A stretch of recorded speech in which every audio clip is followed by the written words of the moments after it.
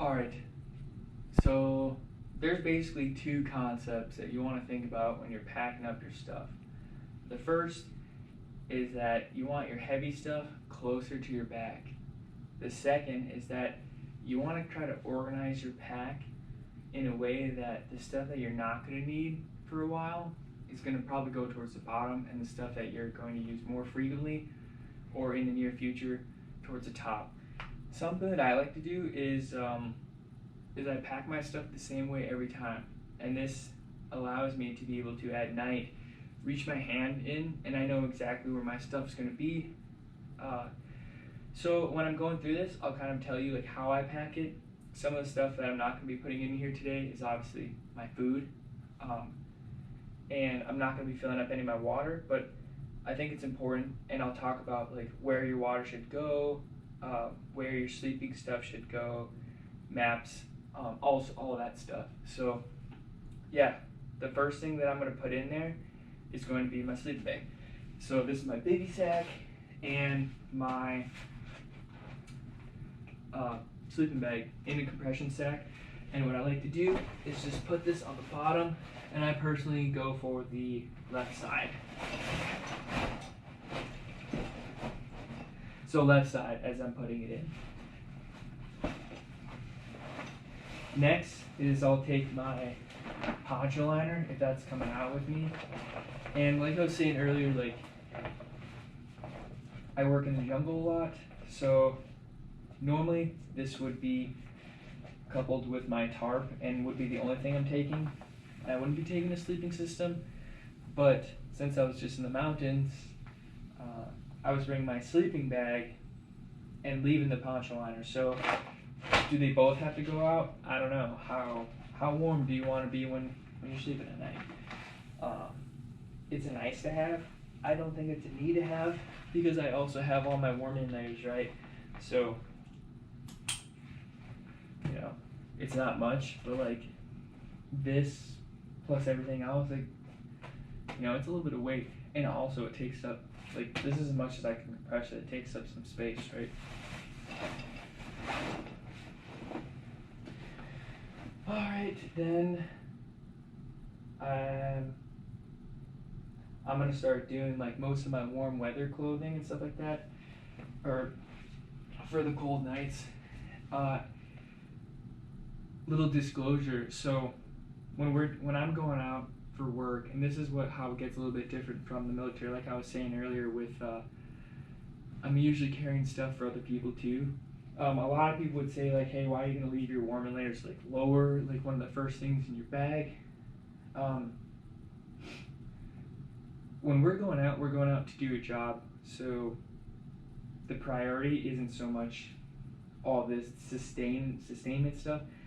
Our priority is the operational side of it. So I usually am when I need to get into my ruck for something along my route, or like after first getting to where our objective that we're trying to get to, the first thing that I'm going for usually isn't a warming layer. It's usually some sort of item or piece of equipment that we're going to be using to do our job, and then the sustainment piece kind of comes later. So yeah, the next thing would definitely be my warming layers, and like you guys saw with the Poncho Liner, I like to label my bags. So the worst thing is when you pull one of these out and you're like, oh, I can't wait to get warm to put on my nice grid top, and you open it up and it's like your socks and underwear, and you're like, damn it. So shove this stuff in there. Which is another thing that I do pack. I do pack socks and underwear. I don't have it on display right now, but compression shorts are the way to go for me. Compression shorts and plenty of socks. Change your socks, boys and girls. Save your feet. Hey guys, sorry, ran into some technical difficulties. My GoPro actually overheated in the case that it was in, so I had to let it cool off for a little bit. But the last thing that I put into the ruck was my warming layer. So just to give you guys a little reference on what's in the ruck right now, as you're wearing it, the sleeping system is on my right side, and then I have on the left side I have my Poncho Liner, and then all my warming layers both in compression sacks. The next thing I'm going to get into is my Gore-Tex Top and Bottom. I don't like to put these into compression sacks because if there's something that I do need to pull out quickly, like in the change of weather, especially in tropical environments, the weather can change pretty quickly. My Gore-Tex top and bottom. So what I'll do is usually you'll start to see as you're packing that you're having a lot of extra space, a lot of empty space in your ruck, and this can all get filled with all these looser items. So I'll take my Gore-Tex, I like to roll it up, and then what I'll do is I'll just shove it towards the bottom. And Gore-Tex is light, right? So we're not too worried about it being close to our back. The other nice thing that I use my Gore-Tex for is when I'm in my sleeping bag, I'll actually wad it up, like roll it up just like this, and just use it as a pillow.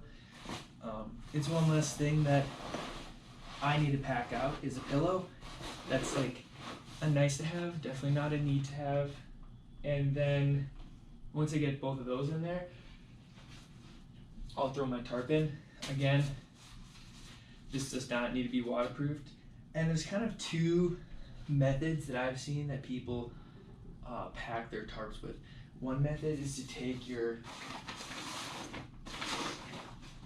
isomat that's going to get strapped to the bottom and actually like unfolding this and wrapping it around it and then strapping that to your ruck. The reason why I choose not to do that is because, again, like if you're working in the snow or you're working in the jungle or it just rained or something, if you set your ruck down, this thing's gonna get wet, and these things, they do shed a lot of water, but just like everything, over time, they start to lose their treatment and everything like that. So I think it's easier to just put it in the ruck. It's one less thing to snag too, so which is always great.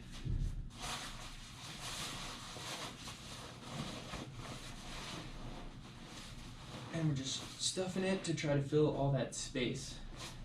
All right.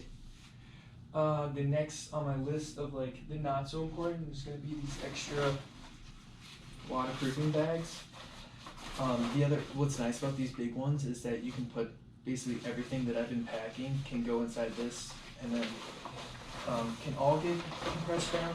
Another option that I've seen is just using like contractor style trash bags.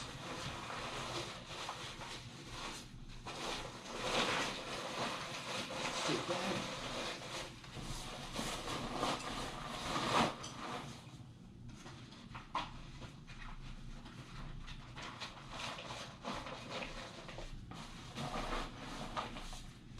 Next we'll throw like the ropes in there. This is getting up more towards like mission essential equipment, stuff like that. The water. So I said I was going to talk about like the water placement again. So like I said earlier, water gets heavy, and that's a really big thing that you want to keep towards your back. The further it gets away from your pack and your pack straps, the more weight that it's going to be putting onto your shoulders. These hydration pouches in here, I mean, that's exactly what they're for, is to be, hydration pouch. A lot of guys use them in the military for radio pouches, which is another like heavy item that you want close to your back. So these would just go in here. Obviously they'd be filled. And then while we're on water, Nalgene's, I always have one on my body, and then usually I like to keep another one just in one of these outside pockets. And that's just when you're sitting down, like the way that we do it is the water on your body is meant for emergencies, and if you're taking a break, this is an easy one to pull from. And a lot of the time I'll keep filling this up with my Camelback. Disclosure, I don't know about you guys, put it in the comments, but Camelbacks have a really I have a really hard time with them popping. So by that I mean like you squeeze all the water or all the air, I'm sorry, out of it. But heavy loads or like, you know, just bad seals and stuff can cause them to leak, which is why again we waterproof all of our stuff, right? But usually I'll like detach my hose to prevent leaking through the hose and stuff like that, and then I'll just keep going back to filling this up, and it's just easier for me to just pull this out, take some swigs, and then put it back. My canteen cup with a lot of my miscellaneous stuff. A knife would normally be like in my pocket. Shove like a headlamp in there, but this stuff I'll keep on the outside in this pocket. You can see that, yeah. So shove this in here, and then this pocket's really nice too for like, you know, my chow, like my food's gonna be at the bottom of my stuff, so keeping like snacks for when you're moving is always nice to keep somewhere accessible on the top. I'll also shove these glasses in there. Throw another headlamp. My Rhino mount. Let's put the deck of cards in there. Is this like essential to be on the outside? Definitely not, but this pouch is pretty decent size, so let's do it. Gerber, this is going to be on my kit, but for now, if you're not wearing a kit, obviously, pack it somewhere where you can use it, preferably probably by the stuff that you're going to. So my climbing shoes, like I said, we're getting more into that stuff that we might need. The flip-flops, actually, which brings up a good point. When I kind of had some technical issues, I was actually on the phone with one of my buddies. Something that he definitely recommended mentioning was, especially in the mountains, if you're crossing rivers, to having some river crossing shoes. Something that worked really well for us was the Merrell, it's a Merrell Hydro shoe. It's basically a amped up looking Croc. They're pretty inexpensive. They have like all the holes and stuff like Crocs do, but you don't want to cross water in your boots. If you have to, like I'll talk about kind of the steps to doing that if you do need to, but definitely having some river crossing shoes is nice. I'm still wearing these, so I'm not going to pack them right now, but they would also go in there. Boots we're wearing, let's go ahead and throw our helmet in there.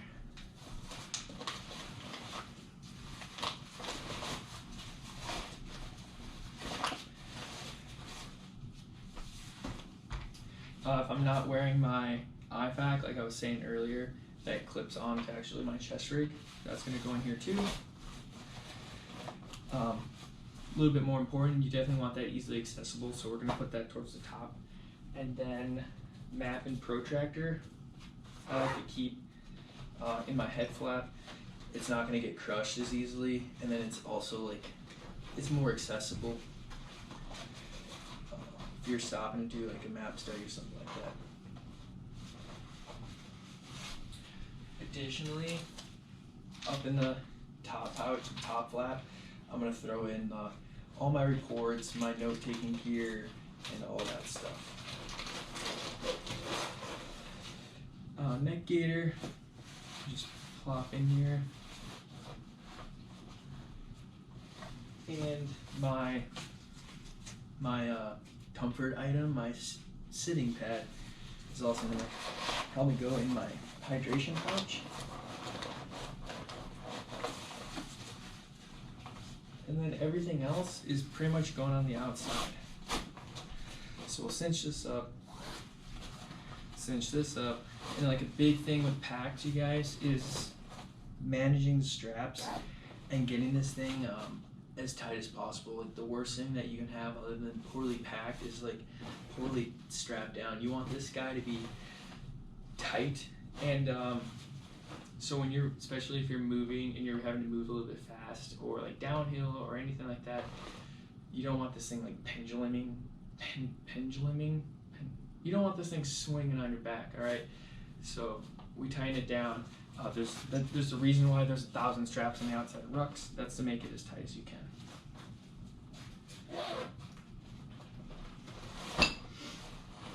So I'm gonna flip this down.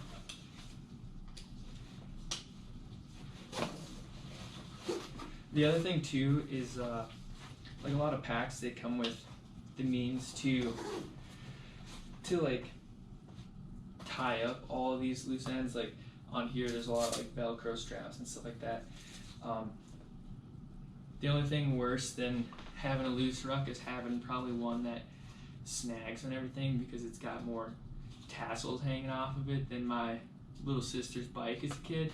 So yeah, just, you know, whether you're taping it or whatever, get these things so that they're not snagging on sticks, and it's just going to save you some energy.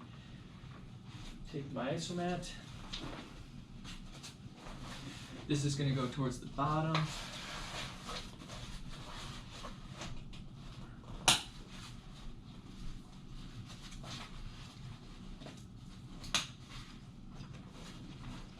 And then I'm going to show you guys, I could probably fit my backpack into my actual Ruck right now, but I just want to show you guys kind of how I've used these straps.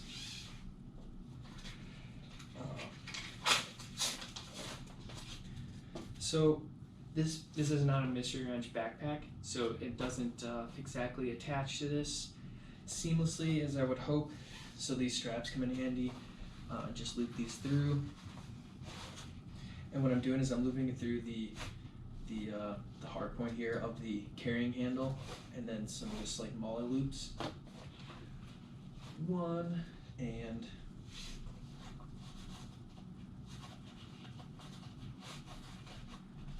2. Take my Ruck. Again, we don't want any of that those loose straps hanging out. Tuck those all under. Plopper on top. And tighten her down.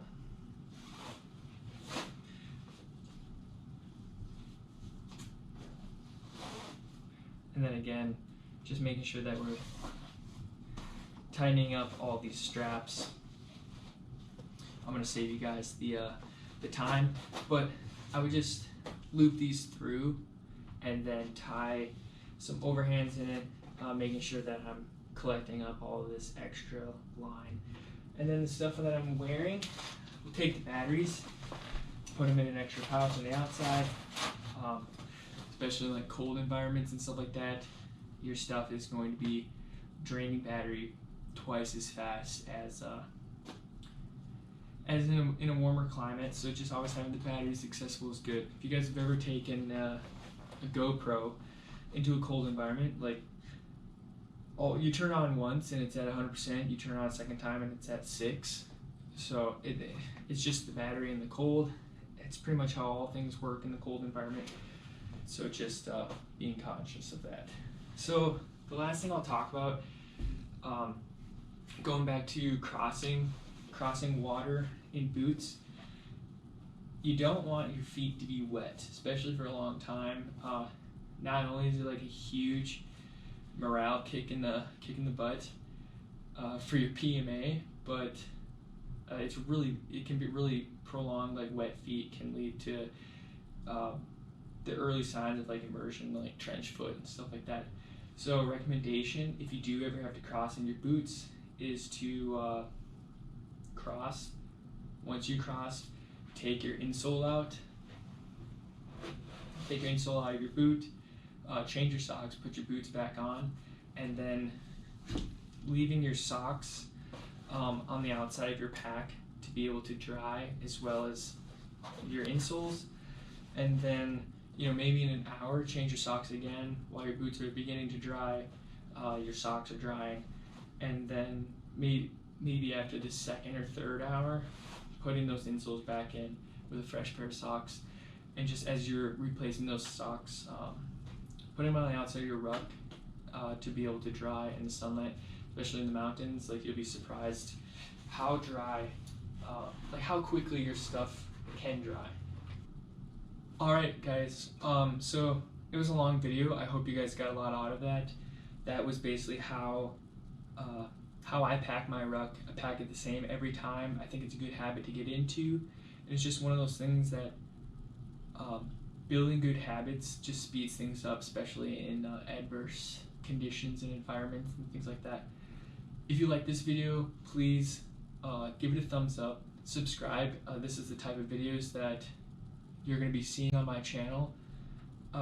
Little educational and just some tools for your toolbox.